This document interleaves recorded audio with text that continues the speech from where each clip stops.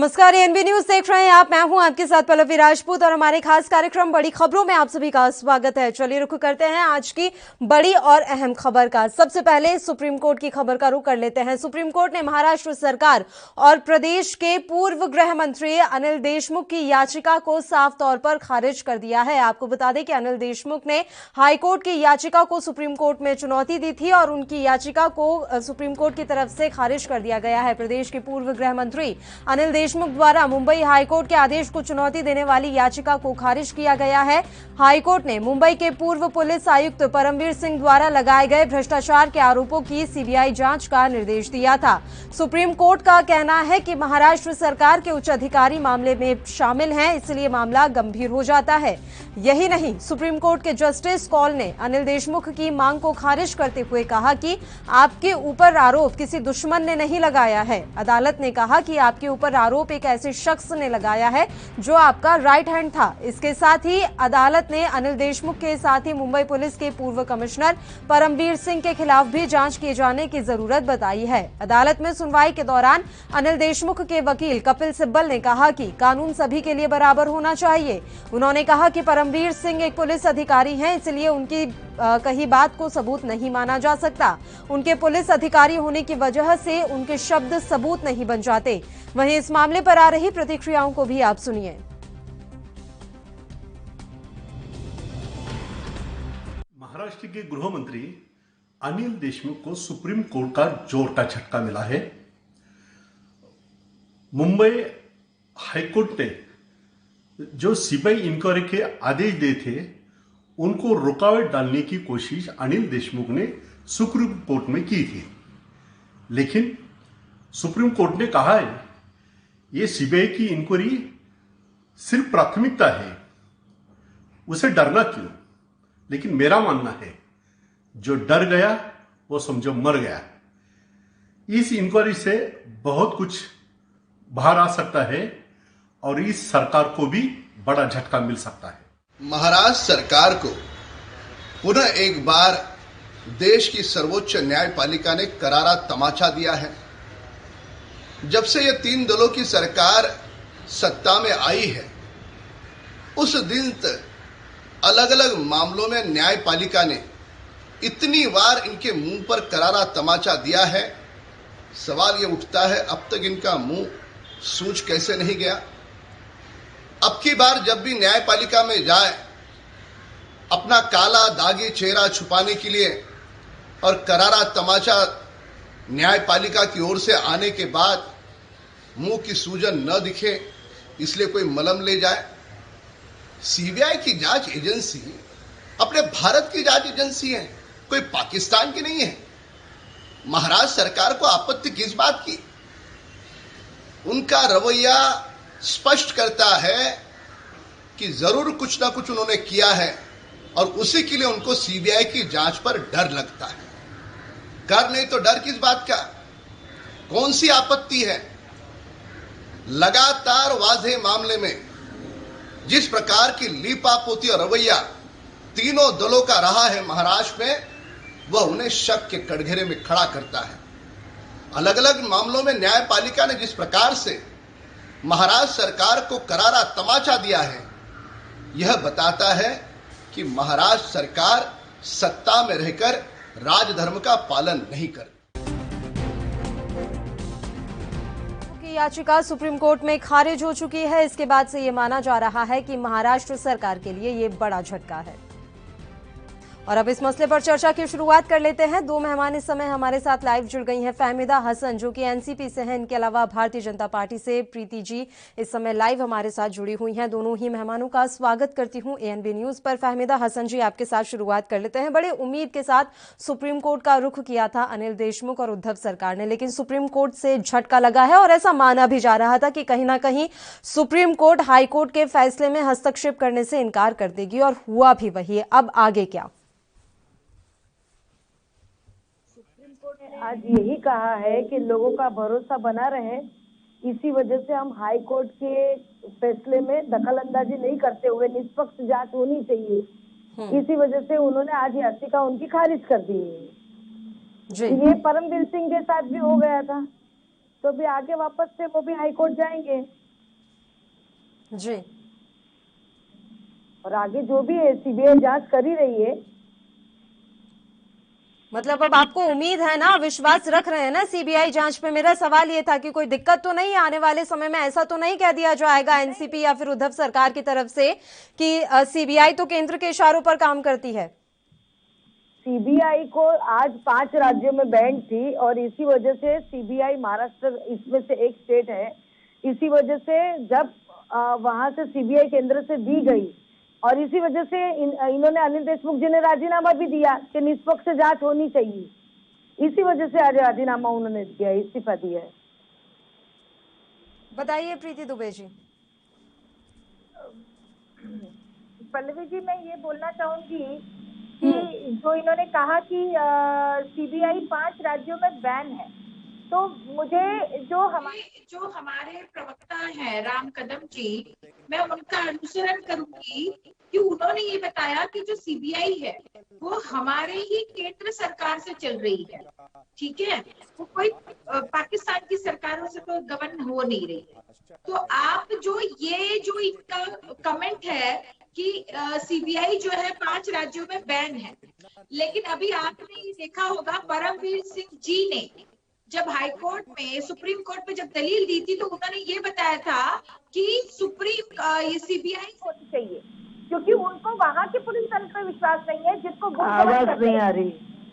ठीक है फहमीदा जी, हम ऑडियो ठीक करवा देते हैं। प्रीति जी की आवाज आपको नहीं मिल रही है, हम एक बार ऑडियो चेक करवा लेते हैं। प्रीति जी आप अपनी बात जारी रखिए मैम तब तक। ये है कि जब आप ये बताइए कि न्यायपालिका को, महाराष्ट्र सरकार ने न्यायपालिका का मजाक बना के रख दिया है। आप ये सोचिए कि जब आपने इस्तीफा दिया, गृह मंत्री ने इस्तीफा दिया, तब ये बोलते हैं कि बीजेपी इतने क्यों हल्ला मचा रही है। जब बीजेपी के नाते इन्होंने इस्तीफा नहीं दिया था, इन्होंने कहा कि मैं नैतिक जिम्मेदारी लेते हुए इस्तीफा दे रहा हूँ। जब नैतिक जिम्मेदारी लेते हुए इस्तीफा दे रहे हैं तो जांच से इनको परहेज क्यों है, गुरेज क्यों है? आप आइए, अगर आप सही हैं तो जांच में आइए और अपना पक्ष रखिए। और जो सांस को आज क्या देशमुख जी ने ऐसा बोला कि इसके सामने पुरावा नहीं है, ये सब मुंह जबानी बात की गई है, इसी वजह से ये सुप्रीम कोर्ट में उन्होंने याचिका दायर। सुप्रीम कोर्ट ने ये टिप्पणी भी तो की फहमीदा हसन जी कि आपके ऊपर जो आरोप लगे हैं वो गंभीर हैं, तो इन आरोपों की निष्पक्ष जांच होनी चाहिए। सुप्रीम कोर्ट कहीं ना कहीं मान तो रही है कि आरोप गंभीर हैं।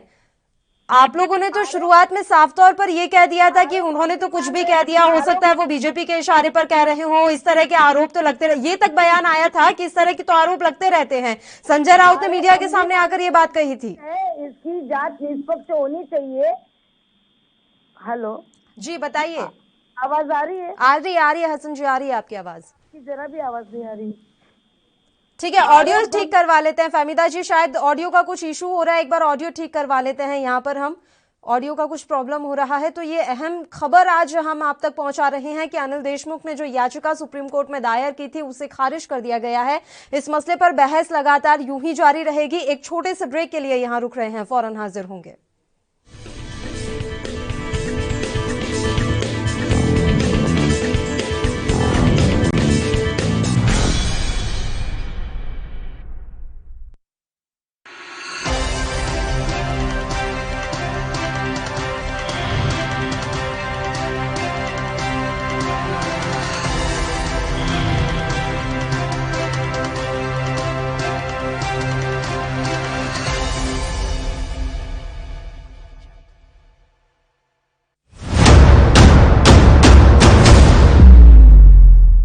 हक की बात दोपहर 12 बजे सिर्फ ANB न्यूज़ पर।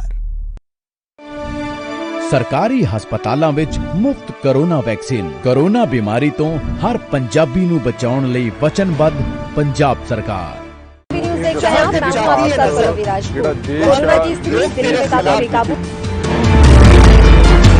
खबर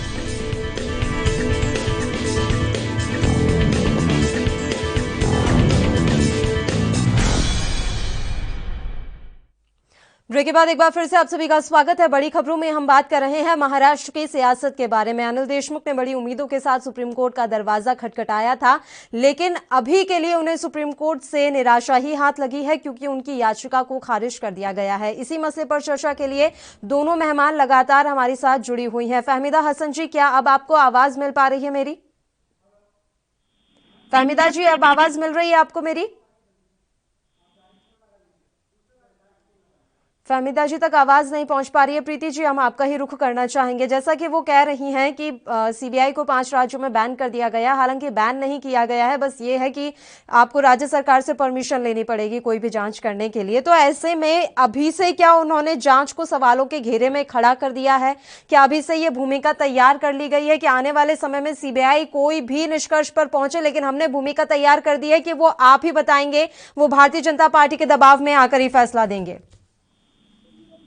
तो जब इन्होंने फैसला कर ही दिया है कि जब भी ये बात करेंगे तो ये बीजेपी को ही एक्यूजेशन पे डालेंगे। लेकिन क्या आप ये सोचिए, ये जो 3 तिगाड़ी वाली सरकार है, ये सारा खेल कर रहे हैं। ये हाई कोर्ट जा रहे हैं, ये सुप्रीम कोर्ट जा रहे हैं, और इन्होंने न्यायपालिका को भी मजाक का दायरा बना के रख दिया है। अगर आपको न्यायपालिका पे विश्वास ही नहीं है और आप अपना ही मत झाड़ेंगे, और अगर जब उन्होंने बोल दिया, सर्वोच्च न्यायालय ने बोल दिया कि भैया आपके ऊपर आरोप संगीन है, इसका मतलब क्या होता है? इसका मतलब होना चाहिए कि वो भी तो हमारा एक पिलर है, उन्होंने आपको दिया है ऑर्डर, तो उसको सम्मान होना चाहिए। और आप अगर सम्मान नहीं करेंगे तो जनता से आप सम्मान कहाँ आप उम्मीद कर रहे हैं? तो क्या हड़बड़ाहट दिखा रही है कि कहीं ना कहीं कुछ गड़बड़ी है, दाल में कुछ काला है? मैं तो ये बोल रही, पूरी दाल ही काली है, उसके अंदर दाल ढूंढना पड़ेगा। पल्लवी जी, दाल किलर है। अच्छा, सुप्रीम कोर्ट ने एक बात और कही है कि परमवीर सिंह पर भी जांच होनी चाहिए, तो आप भी इस बात को सहमत है? मतलब आपका बयान मैं पूरी भारतीय जनता पार्टी की तरफ से ही मानूंगी, परमवीर सिंह के ऊपर भी जांच बैठनी चाहिए। बिल्कुल बैठनी चाहिए। परमवीर सिंह जी ने खुद जाके याचिका लगाई है और वो खुद मांग कर रहे हैं सीबीआई की जांच होनी चाहिए। तो जब वो खुद मांग कर रहे हैं, लिखित में जा रहे हैं, कोर्ट में जा रहे हैं, तो आपको लगता है कि हमने न्याय नहीं करना चाहिए उनके साथ में? क्या सरकार, केंद्र सरकार ने न्याय नहीं करना चाहिए? बिल्कुल। फहमीदा जी, मेरी आवाज मिल रही है आपको?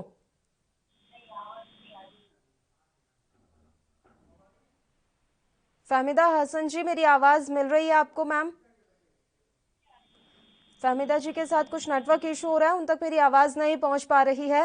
दोबारा उनके साथ जुड़ने की कोशिश करेंगे, एक बार और ट्राई कर लेते हैं। फहमीदा जी, मेरी आवाज मिल रही है?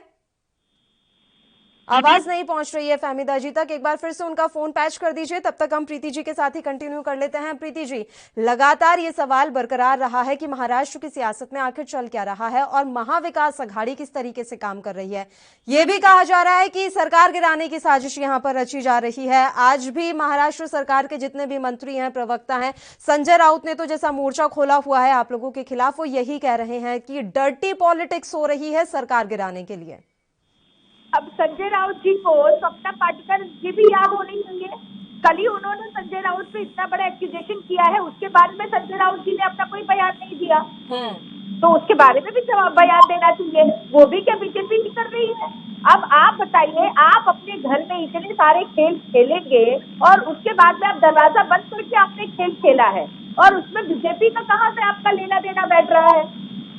और बीजेपी से अब जब देखो तब आप हर चीज को राजनीतिक रंग दे रहे हैं। आप अगर कोर्ट के दरवाजे पे जा रहे हैं, वो आप जा रहे हैं। एक महाराष्ट्र सरकार सर्वोच्च न्यायालय में चली गई और उनका अपना किरकिरी हो गया, तो वो किरकिरी हो गया तो उसमें बीजेपी की क्या गलती है? हमने तो उनको पार्टी नहीं बनाया था। कोशिश यहाँ पर पूरी की जा रही है प्रीति जी कि किसी भी तरीके से पूरा जो भी है रायता आप लोगों के ऊपर ही फैला दिया जाए कि सब आपका कराया धराया है।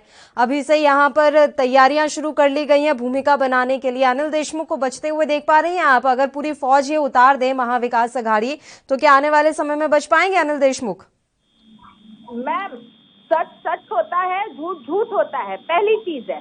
और जो ये देशमुख साहब जी ने किया, वो गृह मंत्री रहे हैं। गृह मंत्री के ऊपर उन्हीं के कमिश्नर आरोप लगाते हैं, उन्हीं के कमिश्नर जो वजह को उन्होंने अपॉइंट किया है। वजह किसका आज भी पता चलता है कि वो शिवसेना के हाथों का पपेट है। तो ये तो इन तीनों की तिगाड़ियों के काम चल रहे हैं ना, उसमें बीजेपी कहाँ से पार्ट हो रही है?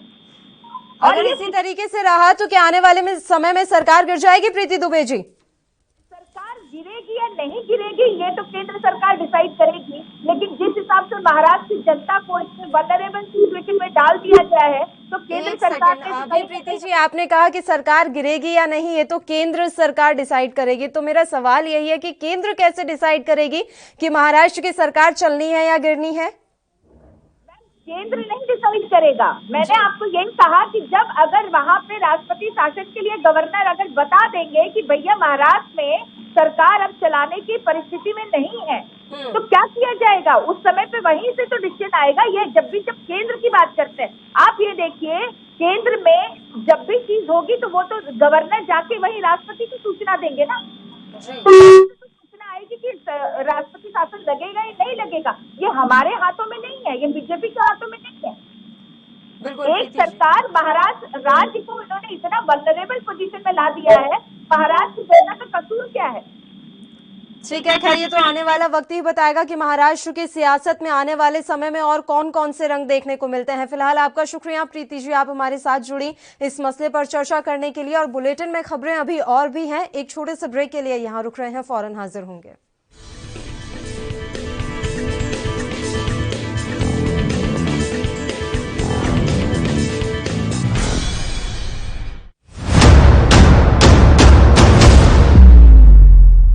हक की बात दोपहर 12 बजे सिर्फ ANB न्यूज पर। सरकारी स्कूलों विच बनवाए 6984 क्लासरूम, 292 साइंस लैबोरेटरी ਅਤੇ 304 ਲਾਇਬ੍ਰੇਰੀਆਂ। 4 ਵਰਿਆਂ ਤੋਂ ਸਿੱਖਿਆ ਦਾ ਮਿਆਰ ਉੱਚਾ ਚੁੱਕਦੀ ਹੋਈ ਪੰਜਾਬ ਸਰਕਾਰ।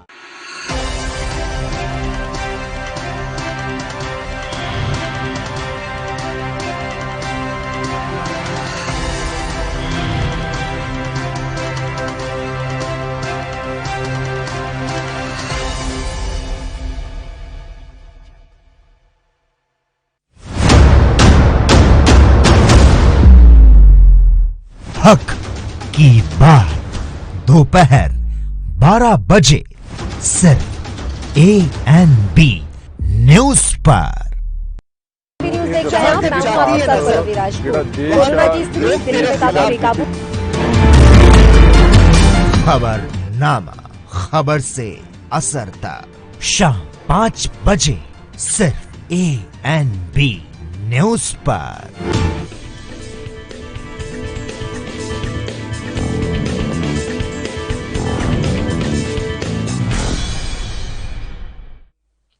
ब्रेक के बाद एक बार फिर से आप सभी का स्वागत है। बढ़ते हैं अगली खबर की ओर। भारतीय किसान यूनियन के नेता राकेश टिकैत ने शाहीन बाग का जिक्र करते हुए केंद्र सरकार को चेतावनी दी है। उन्होंने एक के बाद एक सिलसिलेवार ट्वीट किए और कहा कि कर्फ्यू भी लग जाए तो भी आंदोलन चलता रहेगा।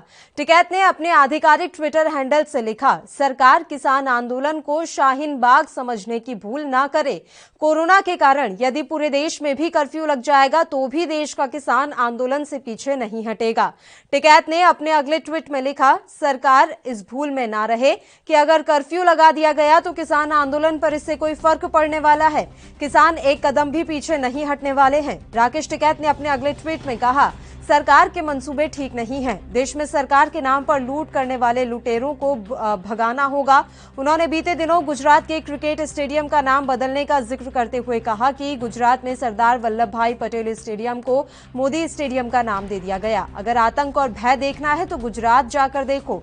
टिकैत ने एक और ट्वीट में लिखा कि सरकार सेल फॉर इंडिया की तरफ जा रही है। तो राकेश टिकैत लगातार सरकार पर हमलावर हैं और वो कह रही हैं कि कोरोना के नाम पर आप चाहे कर्फ्यू लगा दीजिए, उसके बाद भी किसान आंदोलन तो खत्म नहीं होने वाला। किसान आंदोलन अनवरत ऐसे ही चलता रहेगा। यानी कि राकेश टिकैत ने मंशा साफ कर दी है। उन्होंने कह दिया है कि किसान आंदोलन पर कोरोना से कोई भी असर नहीं होगा, कोई भी प्रभाव नहीं पड़ेगा। उन्होंने चेतावनी दे दी है सरकार को कि इस भूल में ना रहे कि ये शाहीन बाग है। यानी कि उन्होंने कहा है कि किसान आंदोलन को शाहीन बाग समझने की गलती केंद्र सरकार ना करे। ये साफ तौर पर चेतावनी है राकेश टिकैत की। उन्होंने शाहीन बाग का जिक्र करते हुए हुए केंद्र सरकार को चेतावनी दी है। उन्होंने एक के बाद एक सिलसिलेवार ट्वीट किए और कहा कि कर्फ्यू भी लग जाए तो भी आंदोलन चलता रहेगा। टिकैत ने अपने आधिकारिक ट्विटर हैंडल से लिखा, सरकार किसान आंदोलन को शाहीन बाग समझने की भूल ना करे। कोरोना के कारण यदि पूरे देश में भी कर्फ्यू लग जाएगा तो भी देश का किसान आंदोलन से पीछे नहीं हटेगा। टिकैत ने अपने अगले ट्वीट में लिखा, सरकार इस भूल में ना रहे कि अगर कर्फ्यू लगा दिया गया तो किसान आंदोलन पर इससे कोई फर्क पड़ने वाला है।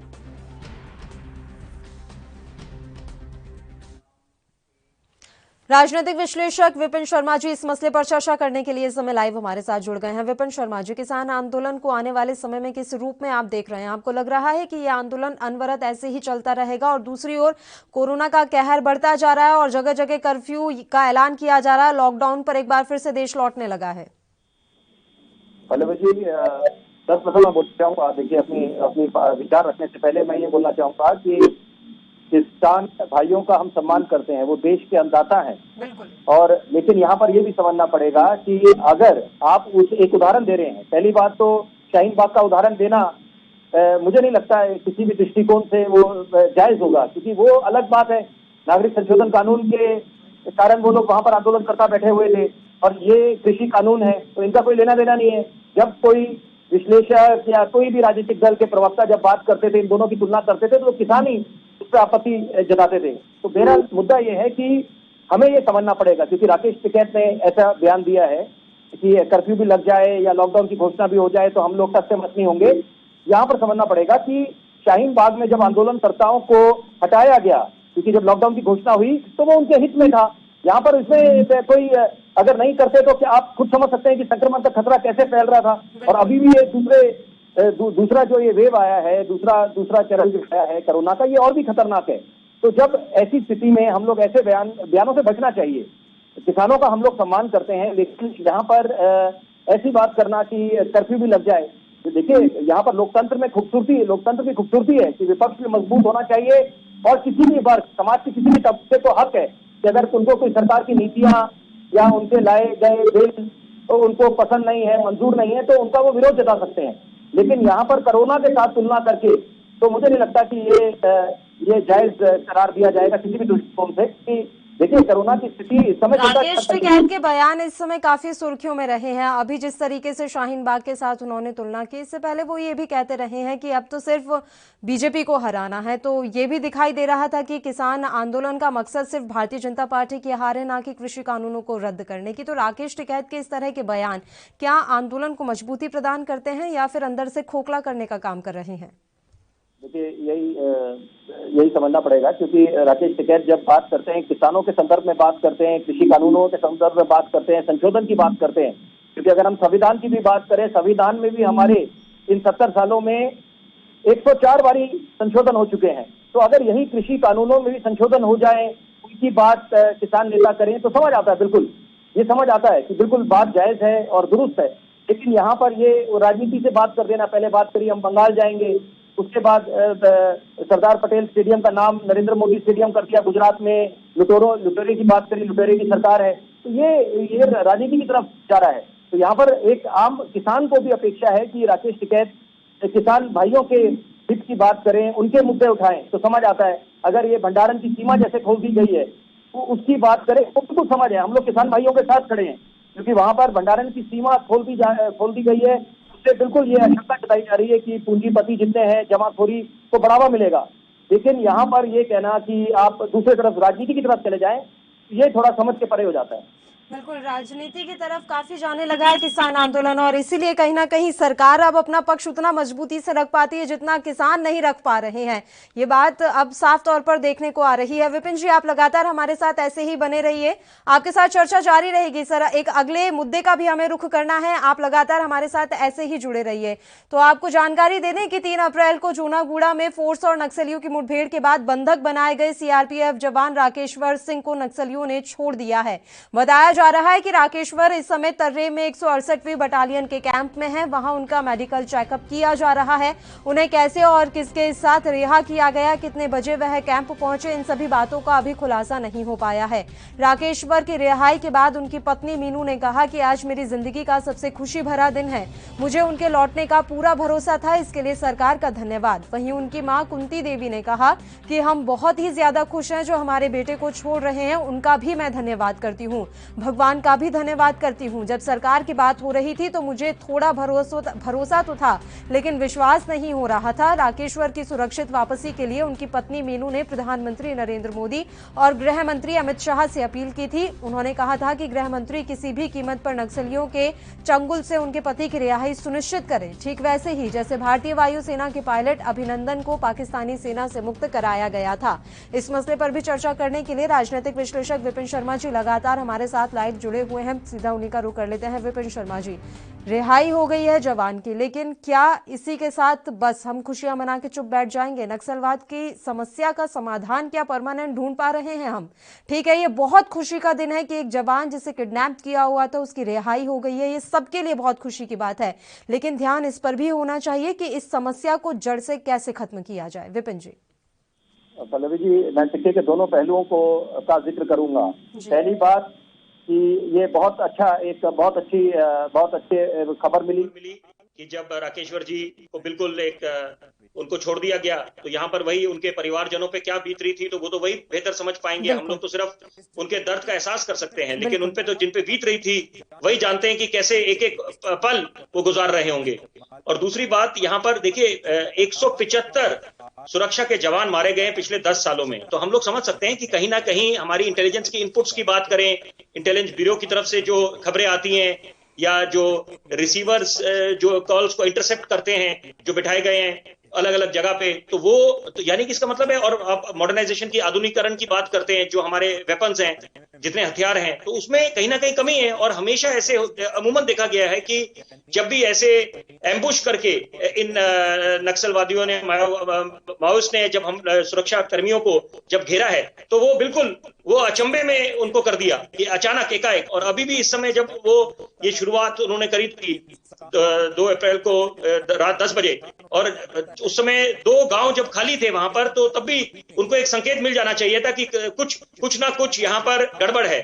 लेकिन वही वाली बात है कि इनपुट्स पे ही सारा दोष डाला जाएगा कि जो इंटेलिजेंस की इनपुट्स आई थी कि जो उनके मुख्य जो कमांडर हैं तो उनको पकड़ने के लिए जा रहे थे, इनपुट्स की यहाँ पर साफ तौर पर गड़बड़ी दिखाई दी थी, इसमें कोई दो राय नहीं है। हमें काफी चीजों को यहाँ पर मजबूत करने की जरूरत है। सर माफी चाहूंगी, समय की कमी है इसलिए मैं आपको बार बार टोक रही हूँ। शुक्रिया, आप हमारे साथ जुड़े। विपिन जी, वाकई में समय की कमी है, माफी चाहूंगी आपके लिए, आप हमारे साथ जुड़े उसके लिए बहुत बहुत धन्यवाद। तो आपको बता दें कि जवान की रिहाई हो गई है। बीजापुर में नक्सली हमले के बाद जवान राकेश्वर को किडनैप कर लिया गया था, आज उन्हें रिहा कर दिया गया है। इसी के साथ बड़ी खबरों में फिलहाल के लिए इतना ही। मुझे दीजिए इजाजत।